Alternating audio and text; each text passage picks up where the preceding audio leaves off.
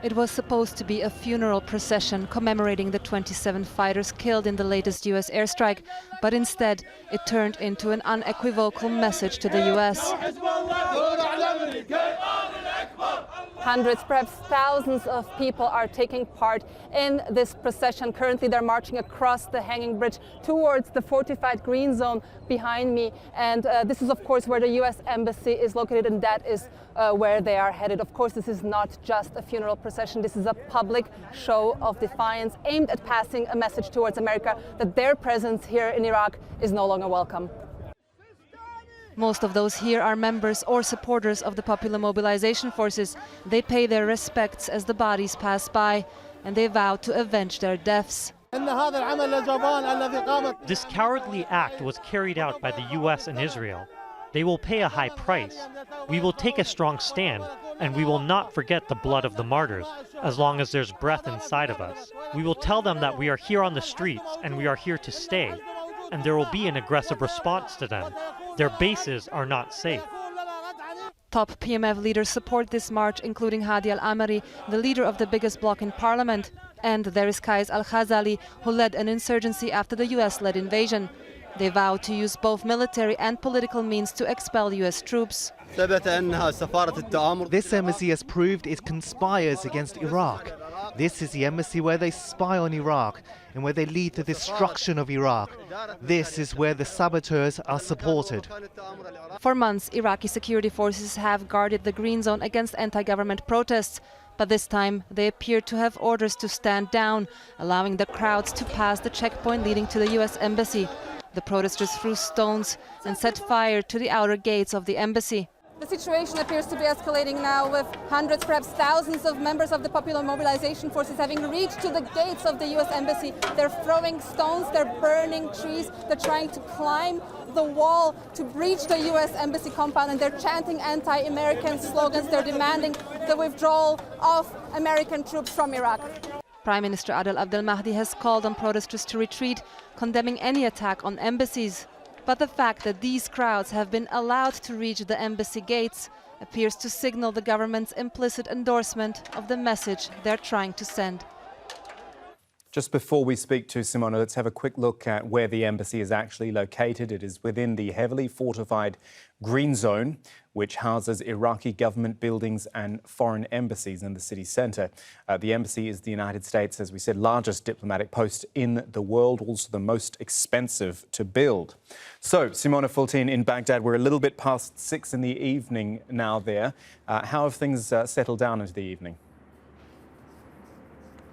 Well, we retreated from near the embassy a few hours ago because the situation was pretty volatile. But we're hearing that as of now there are still some protesters that are present around the embassy, but many of the crowds have begun retreating at around 2 p.m. local time. We could see them walking back across the bridge, across the hanging bridge of the Tigris River, and basically leaving the green zone the same way they came. We've also seen pictures of Iraqi security forces deployed near the embassy, but of course this comes hours after these crowds managed to reach and attack the U.S. embassy. So of course the United States will not be happy with this response. They actually, the U.S. guards that actually are guarding the embassy, they had deployed tear gas and stun grenades to try to disperse these crowds, because the Iraqi security forces were basically just standing by and letting the crowds advance very close to the embassy and basically do whatever they wanted to do. Now, what remains to be seen is how the Iraqi government will react to this. We have heard statements from Prime Minister Adel Abdel Mahdi saying that he condemns these kind of attacks on embassies. But in the end, what is evident is that the Iraqi security forces that are responsible for protecting embassies failed to do so today.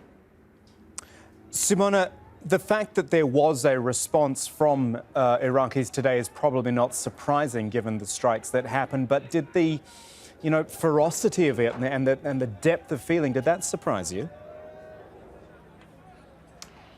Well, it was surprising that they managed to reach the U.S. embassy. I did not expect that Iraqi security forces would simply stand down. Now, of course, this procession, we have to draw an important line between the crowds today and the crowds that have for 3 months been demonstrating against the government. They're not the same. Today's group was composed mostly of fighters of the PMF or their supporters, and their stance is not representative of broader public opinion here in Iraq. In fact, many of the protesters that have been demonstrating for 3 months strongly object Iranian influence in Iraq, and they criticize groups under the PMF for basically not listening to Baghdad's orders, but rather taking their orders from Tehran. And they also accuse these groups of perpetrating some violence against Iraqis. So it's very important that we don't see today's actions as reflective of general Iraqi public opinion. It is very much reflective of the PMF's position, and it is also reflective of the government's position. The fact that these crowds were allowed to go as far as they did shows that the Iraqi government at least implicitly endorses their stance. Simona Fultin reporting from Baghdad. She's been at that embassy today as the crowds poured in there. Thank you. And now we go to Mike Hanna in Washington, D.C. Hi, Mike. Tell us about President Trump's reaction. Well, there's also been reaction from Secretary of State Mike Pompeo within the last hour, in which he's held Iran accountable for the attack on the U.S. embassy, the protests outside. This a repeat, in a way, of President Trump's earlier tweet during the ongoing demonstrations, in which President Trump said that Iran was, and I quote, orchestrating the attack on the U.S. embassy. So both the President and the Secretary of State clearly placing this demonstration in the context of the ongoing conflict, U.S. conflict with Iran. So this is very much a situation that is attracting much attention here. Senator Lindsey Graham has said as well that President Trump has acted correctly. His strong nature means that there will not be another Benghazi on his watch. This in reference to the attack on the U.S. embassy in Benghazi in Libya back in 2012. Thank you for that update. Mike Hanna's in Washington, D.C. Let's keep going with this. An Iraqi politician closely linked to Tehran was among the people at the U.S. embassy. Hadi al-Amri is seen here. The man next to him wearing the white turban is the political leader Qais Khazali, who was recently placed under U.S. sanctions.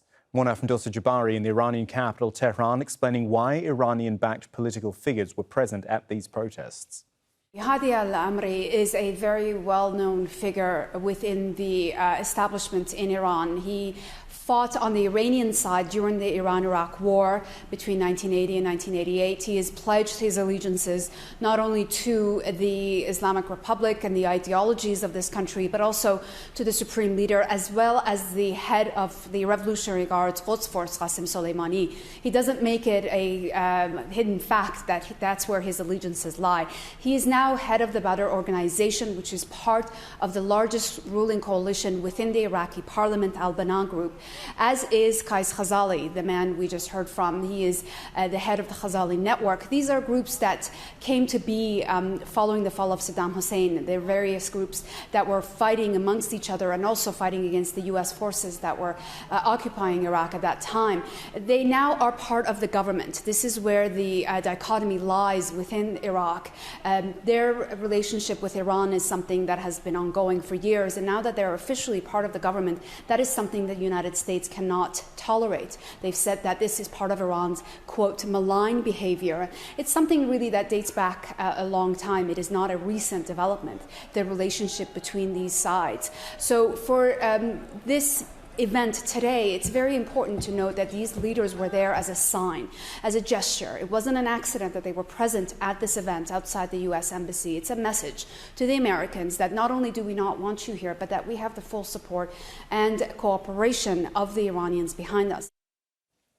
We'll tie us together now with Mark Kimmett, who served as Assistant Secretary for Political and Military Affairs under President George W. Bush. He was also Deputy Director of Planning and Strategy at CENTCOM. Mr. Kimmett, thank you for your time. Is it as simple as laying this blame at the feet of the Iranians. Maybe also just there are a lot of Iraqis who are upset about the fact that there are airstrikes in their country. No, I think we've got to understand that the majority of Iraqis, ever since the protests started on October 1st, have said we don't want Iranian influence inside the country. I would actually lay the blame at the feet of the government itself, the government of Iraq. They are the ones that have been unable to address the protester demands inside of Tahrir Square. They're the ones that we have told time after time after time to stop these rocket attacks by your PMFs that you've incorporated into the security structure. The government, again, failed today by failing to keep the international zone locked down, and they failed because they're unable to protect the American embassy, and all embassies for that matter, against damage and destruction. It is the responsibility of the government of Iraq for all of these things, particularly the defense and protection of embassies abroad. And so I think this demonstrates how weak the government of Iraq is, and candidly, they've got to decide if they're going to be a government that supports the people of Iraq, or they're going to be answerable to Tehran. Well, it's a government that's got to find its own strength at the moment, isn't it? Because, as you say, it isn't a particularly weak period at the moment. You've got to wonder if they can keep control over the situation. No, I think you're absolutely right, but I would not overestimate the strength of the Shiite parties affiliated with Iran inside the country right now. Yes, you see Hadi al-Amri, Qais Khazali, you see Abdul Mohandes, you see Fallah Fayyad at the protests, but they only represent a fraction of the Shiites inside of Iraq. Most are very much against Iran, but it's unfortunate that right now what we're seeing is a small minority of Shia affiliated with Iran at the front of these protests. What sort of reaction would you expect from the Americans themselves? I know President Trump is saying, well, Iraq, it's your job to protect our embassy because it's in your country. But given the rocket attacks that have been going on, given the US contractor who was killed a few days ago as well, it's an escalation almost every day.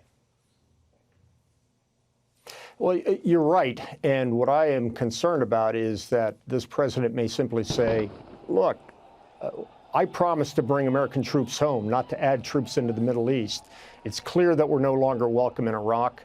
ISIS is defeated. I don't know what we're doing there, just leaving ourselves exposed to protesters and to death by forces that are titularly under the control of the government. So candidly, I think that right now, the national security officials are talking to President Trump, and they're actually saying, should we be there at all, other than an embassy presence? Mark Kimmett joining us from Washington, D.C. We thank you very much for your time. And just a quick look at the live shot from Baghdad as well. It is 6:15 in the evening.